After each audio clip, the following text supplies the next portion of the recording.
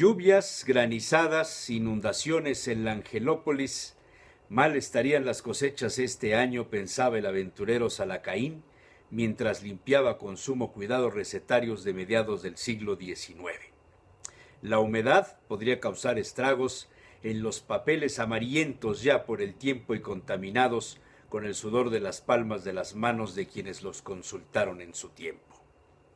Además, pensaba el aventurero, la presión de los tipos móviles de las prensas de la época no eran suaves.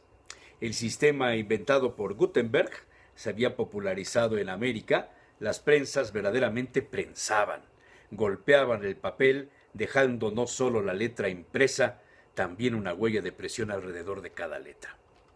De joven Salacaín había tenido contacto con el tema de los impresores. Los salesianos tenían entre sus costumbres educar a los estudiantes en algún oficio, además de la educación tradicional y oficial. Así fue como Salacaín optó por encuadernación, una de las etapas derivadas de la impresión de textos. Sin saberlo, había reflexionado alguna vez, posiblemente el origen de su pasión por los textos antiguos le haya sido heredada por los seguidores de Juan Melchor Bosco Oquiena, Don Bosco.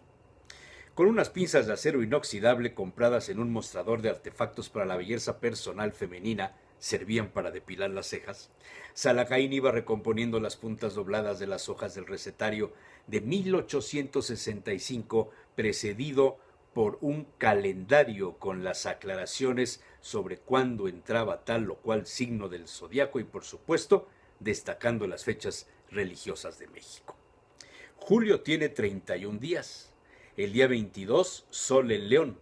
Se entablarán las lluvias en este mes, siendo algunas tempestuosas y acompañadas de granizo, decía el texto del presente mes de 1865, con un clarísimo error no descubierto por el editor.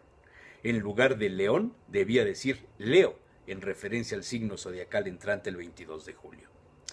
La recopilación había estado bajo el cuidado del editor de apellido Segura y advertía sobre estar arreglado al meridiano de México. Su producción en la imprenta literaria en la segunda calle de Santo Domingo, número 10. El recetario había llegado a sus manos como parte de la compra de varios libros viejos adquiridos en Madrid hacía algunos años, entre ellos el calendario del cocinero.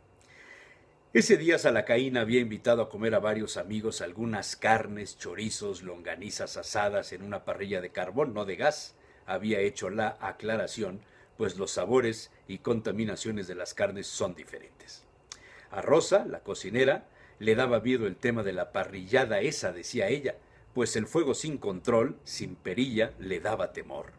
Tal vez no lo recordaba, pero de niña había tenido un accidente en una ofrenda de las colocadas en Todos Santos, eso contaban sus familiares. La niña se acercó a jugar con la cera de una de las velas, la cayó cera derretida, se espantó, gritó y al dar un paso atrás volteó unas veladoras en el piso y se provocó un conato de incendio. Por tanto, Rosa huía cuando había fuego. El fuego es un tema prácticamente de exclusividad masculina, pensaba Salacaín. Haberlo controlado le había dado al hombre la posibilidad de cocer, de ablandar, asar, extraer de las carnes y las verduras los jugos, y le modificó totalmente los hábitos alimenticios, dando paso a una evolución cultural y física del hombre cavernícola. Asar en el fuego permitió al hombre además diferenciarse con otros sobre el poder sobre el fuego. Alguna ocasión había mantenido una interesante disertación con psicoanalistas sobre el tema de la gula. Alguno de ellos había presentado una premisa en la conversación. En la prohibición, el retraimiento, el ayuno practicado por algunas órdenes religiosas, hay también intemperancia y exceso. A Salacaín le había parecido verdaderamente interesante participar en la discusión.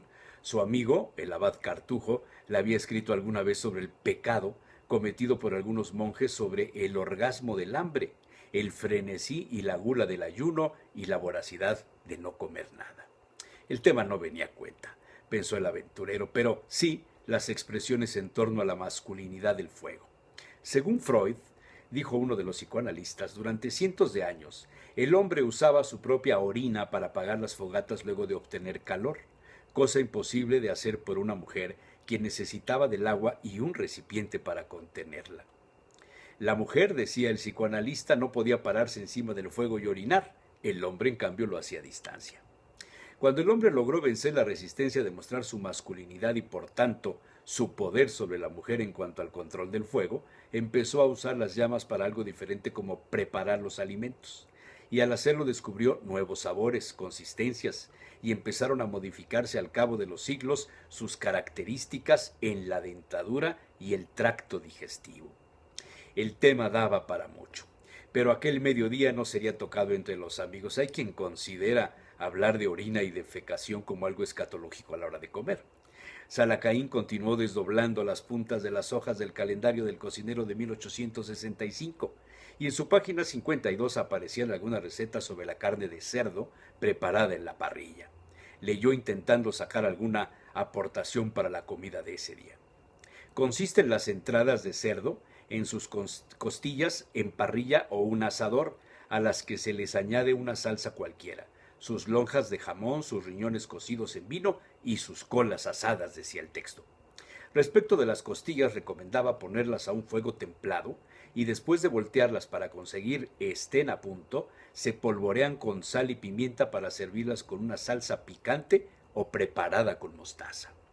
Dos recetas más le atrajeron, una de pato asado. Decía, se cuece en una cazuela sin mecharlo ni albardarlo y se introduce en su interior una cucharada de aceite, zumo de limón, sal y pimienta común, un poco de agua en cuya salsa se sirve.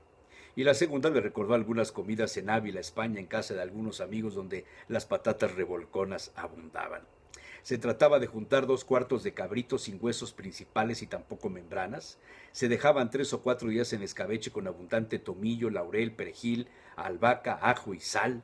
Luego se ponía en el asador o parrilla y se servían con salsa de pimienta o tomates, así decía la receta.